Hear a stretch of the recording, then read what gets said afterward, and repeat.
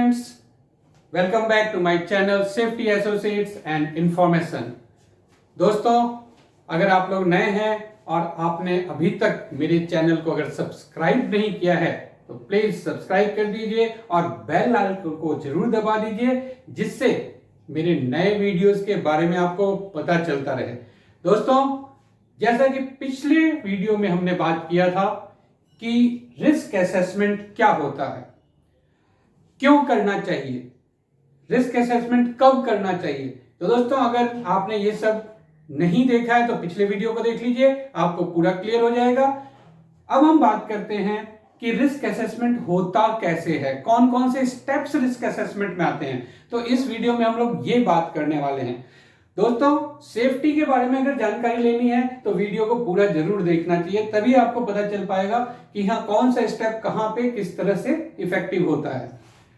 So how to carry out risk assessment, risk assessment कैसे करना है, कौन से स्टेप्स होते हैं। तो रिस्क असेसमेंट करने के लिए बेसिकली 5 तरह के स्टेप्स आपको इसमें यूज में लेने पड़ते हैं।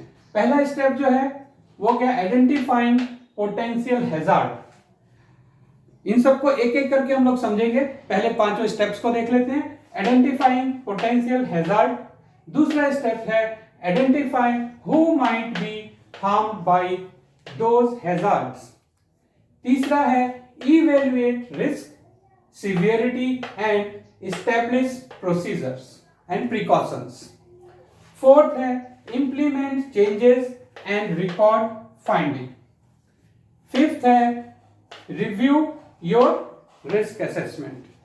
तो ये हमारे 5 स्टेप्स हैं। अब हम लोग इसको एक एक करके देखते हैं। जो पहला स्टेप है आइडेंटिफाई पोटेंशियल हैजार्ड, इसके अंदर कौन कौन सी चीजों को हमको ध्यान में रखना पड़ता है जब हम हैजार्ड्स को आइडेंटिफाई करने के लिए जाते हैं। तो हम उन सब चीजों को यहां देखने जा रहे हैं।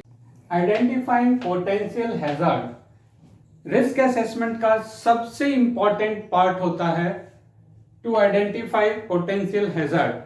जो भी हमारा एक्टिविटी है, उस एक्टिविटी के अंदर कौन कौन से हैजार्ड्स आ रहे हैं जिनके अंदर ये पोटेंशियल है कि वो रिस्क फैक्टर्स जो हैं हमारे, उसको इफेक्ट कर सकते हैं।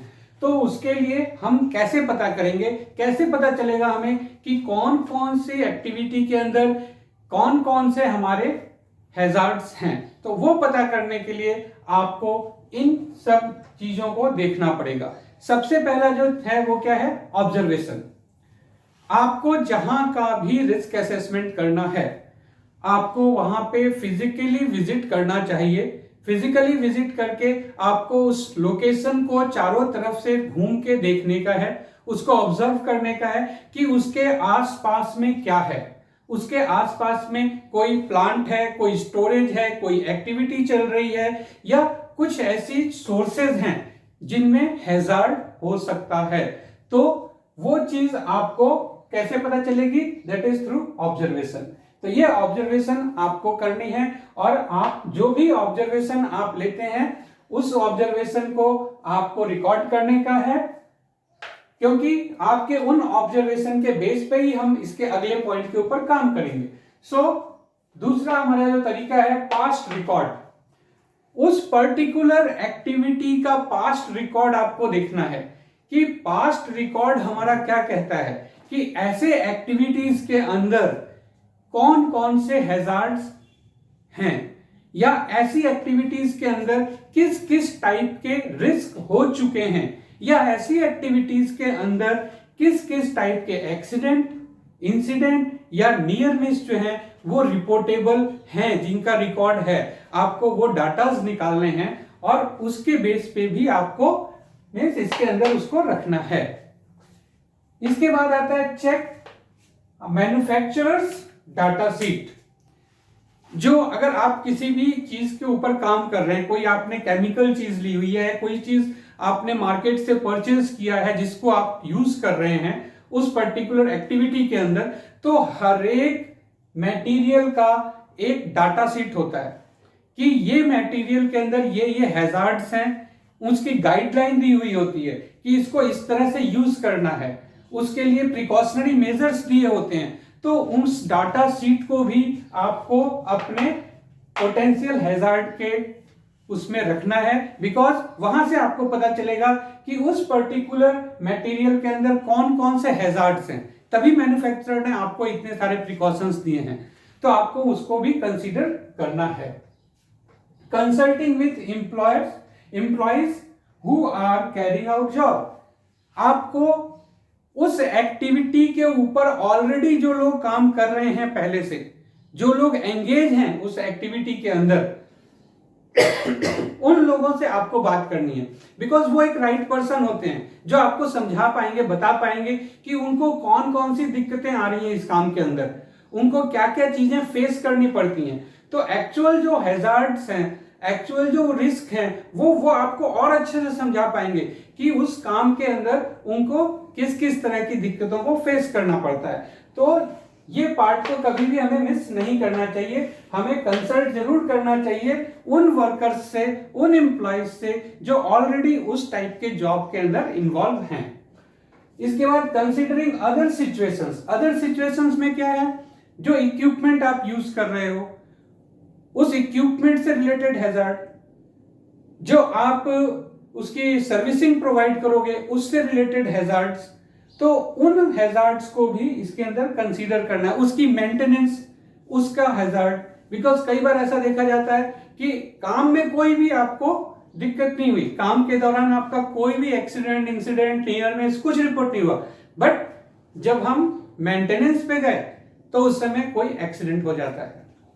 तो इसलिए हमको उस केस को भी नजरअंदाज नहीं करना है, हमें अपने रिस्क असेसमेंट में उसको भी लेना है कि हम कौन से इक्विपमेंट्स को यूज करने वाले हैं, हमारे वहां पे कितने इक्विपमेंट्स यूज होंगे, दूसरा उनकी सर्विस, उनकी मेंटेनेंस, उनका पार्किंग प्लेस, इन सब चीजों को भी हमको इसके अंदर कंसीडर करना है। सो आइडेंटिफाइंग पोटेंशियल हैजार्ड, तो जब आप इस तरह से आप रिस्क असेसमेंट के लिए अपने हैजार्ड्स को चेक करोगे इन सब चीजों के थ्रू, तो आपको पूरे हैजार्ड्स एक साथ मिलेंगे बाहर, और फिर आप नेक्स्ट स्टेप के ऊपर वर्क कर सकते हो। तो नेक्स्ट स्टेप हम लोग देखने चलते हैं नेक्स्ट स्टेप पे। सेकेंड पॉइंट जो है हमारा, identifying who might be harmed by those hazards. जो पिछले फर्स्ट स्टेप के अंदर हमने हैजार्ड्स फाइंड आउट किए हैं, उन हैजार्ड से कौन इफेक्टेड हो रहा है। पहले पॉइंट में हमने हैजार्ड फाइंड आउट किए कि कौन कौन से हैजार्ड्स हैं, अब उन हैजार्ड से कौन कौन इफेक्टेड हो रहा है। कौन कौन इफेक्टेड हो रहा है, इसका मतलब ये नहीं है कि आप वहां लिखेंगे राम इफेक्टेड हो रहा है, शाम इफेक्टेड हो रहा है, मोहन इफेक्ट, नहीं।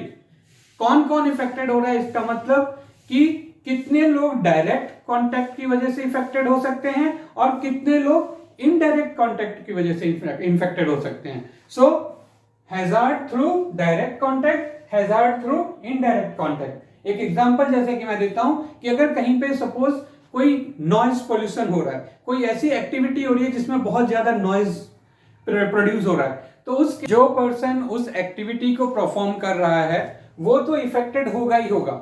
उसके अलावा जो उस पर्टिकुलर एरिया के अंदर जहां तक उस साउंड का इफेक्ट जाता है, हाई इफेक्ट जाता है, तो उसमें जो लोग आएंगे वो भी इफेक्टेड हो सकते हैं। तो इसलिए उसको हम कैसे देखेंगे, डायरेक्ट एंड इनडायरेक्ट कॉन्टैक्ट, कि जो डायरेक्ट कॉन्टैक्ट में है या इनडायरेक्ट कॉन्टैक्ट में है। इसी तरह से गैस को हम ले सकते हैं, रेडियो एक्टिविटीज को ले सकते हैं। तो ये हमको इस तरह से देखना होता है। तो वो हमारा जो है पॉइंट नंबर 2, उसमें ये चीज हमको करना है। इसके अलावा जो हैजार्ड है उससे एक आदमी इफेक्टेड होगा, एक ग्रुप इफेक्टेड होगा, या मास में पीपुल इफेक्टेड हो गए। कहने का मतलब ऐसा तो नहीं कोई गांव का गांव, सोसाइटी का सोसाइटी, सिटी का सिटी इफेक्टेड हो जाए। तो हमको हैजार्ड को इस तरह से चेक करना पड़ेगा कि जो हैजार्ड हमने फाइंड आउट किए हैं उससे डायरेक्ट कितने लोग इफेक्ट हो रहे हैं, इनडायरेक्ट कैसे इफेक्ट हो रहे हैं, एक आदमी इफेक्ट होता है, ग्रुप को इफेक्ट होता है, या फिर मास में पब्लिक इफेक्ट हो रही है। तो वो हमारा क्या है, identify who might be harmed by those hazards. ये सेकेंड स्टेप है। अब हम लोग थर्ड स्टेप की तरफ चलते हैं। Evaluate risk, severity and establish precautions. हम लोगों ने पहले फर्स्ट और सेकंड स्टेप में जो काम किया है, मींस फर्स्ट स्टेप में हैजार्ड को फाइंड आउट करना, दूसरे में कौन कौन उससे इफेक्टेड हो रहा है। अब हमें यहाँ पे ये देखना है थर्ड स्टेप के अंदर कि वो जो हमने रिस्क को निकाला है कि कितने लोग उससे हमारे इफेक्टेड हो रहे हैं, उसको हमें यहाँ पे चेक करना पड़ेगा कि उसकी सीवियरिटी कितनी है। दूसरा, हमें उसमें रिड्यूस करने के लिए, उसके रिस्क के रेट को रिड्यूस करने के लिए हमें कुछ प्रिकॉशनरी मेजर्स लेने पड़ेंगे। तो वो जो काम है वो स्टेप 3 के अंदर किया जाता है। तो कैसे होता है वो काम? सबसे पहले लाइक्लीहुड दैट हार्म में ऑकर्स। तो आपको ये देखना पड़ेगा कि मीन्स हमने जो रिस्क निकाला है उसका लाइक्लीहुड कितना है, ठीक है, कि वो किसमें हार्म कर सकता है। फिर उसका हमको ये देखना पड़ेगा कि उसका सिवियरिटी कितना है, severity of that particular risk, कि वो मीन्स किस लेवल तक हमारा सिवियरिटी है। एंड तीसरा हमको ये देखना पड़ेगा कि वहां जो लोग काम करने वाले हैं उन लोगों को कितनी नॉलेज है कि उस रिस्क को कैसे कम किया जा सकता है, उसको कैसे एलिमिनेट किया जा सकता है, इस बारे में उन लोगों को कितनी नॉलेज है, कितनी जानकारी है। हम जो काम करने जा रहे हैं उनके जो कंट्रोल मेजर्स हैं, उन कंट्रोल मेजर्स की अवेलेबिलिटी कितनी है। ऐसा तो नहीं कि हमने बोला है कि लेडर 50 नंबर ऑफ लेडर्स रहेंगे इस काम के लिए, मगर एक्चुअल में वहां पे लेडर्स है नहीं। हमने बोला है कि लाइफलाइन होगी, बट एक्चुअल में लाइफलाइन है नहीं, ऐसी चीज तो नहीं है। तो जो कंट्रोल मेजर्स हमने सोचा है, जो कंट्रोल मेजर्स हमने बोला है, उसकी अवेलेबिलिटी कितनी है। और ये एक बहुत ही इंपॉर्टेंट पॉइंट है, जो नेक्स्ट पॉइंट है, that is cost associated with. आपने सजेशन दे दिया, मगर आपको यह भी देखना है कि आपकी प्रोजेक्ट वैल्यू कितनी है, और आप जो सजेशन दे रहे हो क्या वो सजेशन उसमें फिट हो रही है कि नहीं हो रही। आपके पास 1 एकड़ जमीन है और आपने मींस पेस्टिसाइड डालने के लिए बोला हम हेलीकॉप्टर से पेस्टिसाइड डालेंगे, तो इज इट पॉसिबल? ये पॉसिबल नहीं है। तो हमको जो रिस्क को एलिमिनेट करने के सॉल्यूशंस देने हैं वो ऐसे देने हैं जो कि हमारे प्रोजेक्ट को, कॉस्ट को सेटिस्फाइड करें। So our fourth point, or you can say fourth step for risk assessment is implement changes and record finding। हम लोगों ने फर्स्ट, सेकेंड और थर्ड स्टेप में जो कुछ भी देखा है उन सब चीजों को इंप्लीमेंट करना और फिर उसको रिकॉर्ड करना, ये सबसे इंपॉर्टेंट पॉइंट है। ये ध्यान रखिएगा रिस्क असेसमेंट का। अगर आपने इसके अंदर मिस्टेक कर दिया तो आपका रिस्क असेसमेंट नहीं हो पाएगा सही से, बिकॉज ये डाटा है, ये रिकॉर्ड है जो कि आपको प्रोड्यूस करना होता है, जो कि हर किसी के पास जाएगा।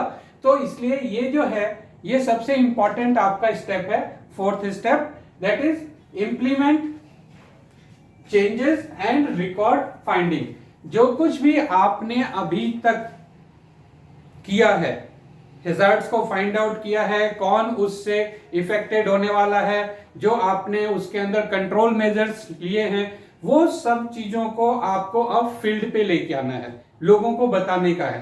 तो आपको जो भी आपने कंट्रोल मेजर्स लिए हैं उनको इंप्लीमेंट करवाना है नाउ। और रिकॉर्ड फाइंडिंग, जो भी आपने रिकॉर्ड में जो भी आपने चीजों को देखा है उसको आपको रिकॉर्ड करना है। नाउ क्या क्या है, जैसे पहला व्हाट हैजार्ड्स वेयर फाउंड। हम लोग सबसे पहले क्या किया था, हैजार्ड्स को फाइंड आउट किया था फर्स्ट स्टेप के अंदर। तो वो आपको यहां लिखने का है क्या क्या हैजार्ड्स हमको मिले। फिर पर्सन और ग्रुप इफेक्टेड, इन हैजार्ड से किस किस को इफेक्ट पड़ता है और कितना इफेक्ट पड़ता है, ठीक है, वो आपको जो हम लोगों ने सेकेंड स्टेप में किया है उसकी डिटेल यहां पे आपको लिखनी है।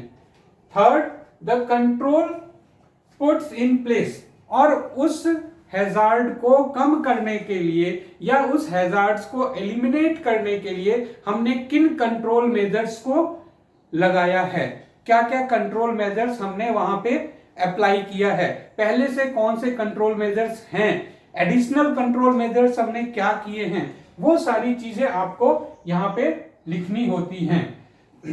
नाउ अब इसके साथ में कंट्रोल मेजर्स आपने कर दिया, बट उन कंट्रोल मेजर्स को सही तरीके से साइट पे यूज किया जा रहा है या नहीं किया जा रहा है, इसको भी कोई चेक करने वाला होना चाहिए। तो वो भी आपको डिफाइन करना है कि उसको मॉनिटर कौन करेगा कि वो कंट्रोल मेजर सही से लिए जा रहे हैं कि नहीं लिए जा रहे। Who carried out the risk assessment, ये सबसे इंपॉर्टेंट चीज है कि रिस्क असेसमेंट जो ये हुआ है इसके अंदर कौन कौन था, किसने ये रिस्क असेसमेंट किया। जैसे साइट पे अकेला आदमी तो रिस्क असेसमेंट नहीं कर सकता है, ये हमेशा ग्रुप में किया जाता है, बिकॉज इसमें बहुत सारी चीजों को देखना होता है। तो अभी हम किसी भी एक्टिविटी के बारे में अगर रिस्क असेसमेंट करने जा रहे हैं तो हम क्या करेंगे, हम उस पर्टिकुलर जॉब के इंजीनियर इंचार्ज को लेंगे, हम सेफ्टी पर्सन को लेंगे, फायर पर्सन को लेंगे, हम एडमिनिस्ट्रेटिव पर्सन को लेंगे, हम अपने P&M डिपार्टमेंट को लेंगे। तो इस तरह से क्या सारे डिपार्टमेंट्स को हम लेके और फिर रिस्क असेसमेंट करेंगे। तो हर डिपार्टमेंट का जो पर्सन है वो अपने अपने तरह से आपको उस जॉब के अंदर आने वाले रिस्क के बारे में आपको जानकारी दे पाएगा और फिर उसको हम समराइज यहाँ पे कर सकते हैं। तो इसलिए मीन्स ये जो है who carried out risk assessment. Finally ये एक और इंपॉर्टेंट पॉइंट है, date of risk assessment carried out. ये रिस्क असेसमेंट किस दिन किया गया था वो भी आपको मेंशन करना होता है उसके अंदर। तो इसको ये सब चीजों को मेंशन किस में करेंगे, इसका एक फॉर्म होता है, इसका एक टेबुलर चार्ट होता है, उसके अंदर इसको हमको मेंशन करना होता है और रिस्क असेसमेंट किया जाता है। सो इसके बाद नेक्स्ट पॉइंट जो है उस पर करते हैं, that is review your risk assessment. Risk assessment को रिव्यू करना, देखिए हमें रिस्क असेसमेंट को टाइम टू टाइम रिव्यू करना चाहिए, क्योंकि क्या है जैसे जैसे टाइम निकलता जाता है वैसे वैसे सिचुएशंस चेंज होती जाती हैं, टेक्नोलॉजी चेंज होती जाती है। तो इसलिए हमको रिस्क असेसमेंट को भी टाइम टू टाइम रिव्यू करना चाहिए। मगर ऐसा कहीं भी लीगली नहीं है कि आपको रिस्क असेसमेंट को 6 महीने बाद रिव्यू करना है या 1 साल बाद रिव्यू करना है। बट जैसे ही उसके अंदर कोई चेंजेस आते हैं, तो अगर 1 हफ्ता भी हुआ होगा आपको रिस्क असेसमेंट बनाए हुए, तो भी आपको रिव्यू करना पड़ेगा। इसमें कोई भी आपके पास चांस नहीं है, चाहे आपको 1 हफ्ता हुआ हो, चाहे आपको 1 महीना हुआ हो। अगर आपके जॉब के अंदर कोई चेंजेस आ जाते हैं तो आपको रिस्क असेसमेंट को रिव्यू करना ही पड़ेगा। नाउ अभी हम देख लेते हैं कौन कौन से कंडीशंस हैं रिव्यू करने के लिए। After significant changes with in work place, अगर आपके वर्क प्लेस के अंदर कोई सिग्निफिकेंट चेंज आ जाता है, मीन्स पहले काम करने के लिए जो इक्विपमेंट था वो अलग था, अभी कोई दूसरा इक्विपमेंट आ गया, या फिर आप जहां काम कर रहे थे वहां की सिचुएशन पहले कुछ और थी, अभी वहां की सिचुएशन चेंज हो गई, तो उस केस में भी आपको रिस्क असेसमेंट फिर से करना पड़ेगा।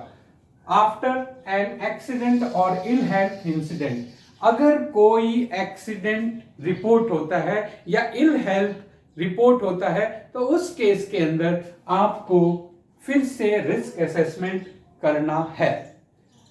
आफ्टर नियर मिस, अगर कोई नियर मिस हो जाती है तो भी आपको रिस्क असेसमेंट को दोबारा करना है। एनी हैजार्ड आइडेंटिफाइड, या फिर आपके जॉब लोकेशन में कोई नया हैजार्ड जिसको आपने अपने रिस्क असेसमेंट के अंदर इंक्लूड नहीं किया है वो आ जाता है, तो उस केस में भी आपको फिर से रिस्क असेसमेंट को करना पड़ेगा। एनी फर्दर कंट्रोल मेजर्स, या फिर कंट्रोल मेजर्स के अंदर कोई चेंजेस आते हैं, जो आपने पहले कंट्रोल मेजर्स लिए थे आपने उससे ज्यादा हाई कंट्रोल मेजर्स लिए हैं, तो उसको भी फिर आपको रिस्क असेसमेंट में डालना पड़ेगा, आपको रिस्क असेसमेंट करना पड़ेगा। अब आपने जब रिव्यू कर रहे हो, ठीक है, इसके अलावा और भी कई पॉइंट्स होते हैं जब आपको रिव्यू करना पड़े। जैसे ऐसा कोई केस हो जाए कि आपका रिस्क असेसमेंट जो है वो इनवैलिड हो जाए तो भी आपको करना पड़ेगा, ठीक है। और भी केसेस हैं बट हम अभी इन केसेस को लेके चल रहे हैं। इन केसेस के अंदर लगभग सारे केसेस हमारे आ जाते हैं। नाउ अब रिस्क असेसमेंट जब आपको करना है तो उस केस में आपको किन डॉक्यूमेंट्स की जरूरत पड़ेगी, आपको रिव्यू करना है तो किन डॉक्यूमेंट्स की जरूरत पड़ेगी। सबसे पहले तो आपके पास जो पुराना रिस्क असेसमेंट है वो आपके पास होना चाहिए, क्योंकि उससे आप देख सकते हो कि आपने पहले कौन कौन से कंट्रोल मेजर्स लिए थे और अभी आपके नए कंट्रोल मेजर्स क्या है, या पहले आपने कौन कौन से हैजार्ड्स को उसके अंदर इंक्लूड किया था, उनसे कौन कौन से रिस्क आपने उसमें देखे थे, आपने रिस्क के लेवल को कैसे कम किया था। तो उसको जस्ट एक टैली करने के लिए आपके पास पुराना रिस्क असेसमेंट होना चाहिए। और ये जो ऊपर जो पॉइंट्स हैं आपके, इन पॉइंट्स से जो भी चेंजेस आ रहे हैं कि आपका अगर सपोज कर लो कोई चेंजेस है तो वो चेंजेस क्या हुआ है उसका डॉक्यूमेंट आपके पास होना चाहिए। अगर कोई एक्सीडेंट हो गया है तो एक्सीडेंट कैसे हुआ है आपके पास उसके डॉक्यूमेंट्स होने चाहिए, जिससे आप उसके हैजार्ड का पता कर सकें। इसी तरह से ये सारे डॉक्यूमेंट्स अगर जो भी चेंजेस हुए हैं वो आपके पास होने चाहिए, तो उससे आप फिर नया रिस्क असेसमेंट आप रिव्यू कर सकते हैं और नया रिस्क असेसमेंट एक बना सकते हैं। तो दोस्तों, हमने बात किया कि रिस्क असेसमेंट कैसे करना चाहिए। देखिए, रिस्क असेसमेंट जो है वो बहुत ही इंपॉर्टेंट है सेफ्टी मैनेजमेंट के अंदर, बिकॉज किसी भी जॉब को शुरू करने से पहले रिस्क असेसमेंट को करना है। और अगर आप एक सेफ्टी प्रोफेशनल हैं और आपको रिस्क असेसमेंट करना नहीं आता है तो इट मींस कि आपके लिए वो एक सही पॉइंट नहीं है। इसलिए आपको रिस्क असेसमेंट आना ही आना चाहिए। हम नेक्स्ट वीडियो में बात करेंगे इसी रिस्क असेसमेंट के ऊपर कि रिस्क असेसमेंट को टेबुलर फॉर्म में किस तरह से प्रेजेंट करते हैं। तो आप वेट करेंगे मेरी नेक्स्ट वीडियो का। मगर आपको पता कैसे चलेगा कि मेरा नया वीडियो आ रहा है, उसके लिए सब्सक्राइब कीजिए और मुझे कमेंट कीजिए कि आपको उसमें और क्या क्या चीजें चाहिए। और अगर आपको मेरी वीडियो अच्छी लगी है तो लाइक कीजिए, जिससे मैं और भी उसके अंदर इनपुट दे सकूं। बिकॉज सेफ्टी का कोई अंत नहीं है दोस्तों, आप जितना चाहेंगे उतना आप दे सकते हैं, उतना आप ले सकते हैं, मगर मोटिवेशन होना चाहिए। जिस तरह से सेफ्टी का अंत नहीं है, मोटिवेशन का भी कोई अंत नहीं है। So motivate me, I will guide you. जय सुरक्षा।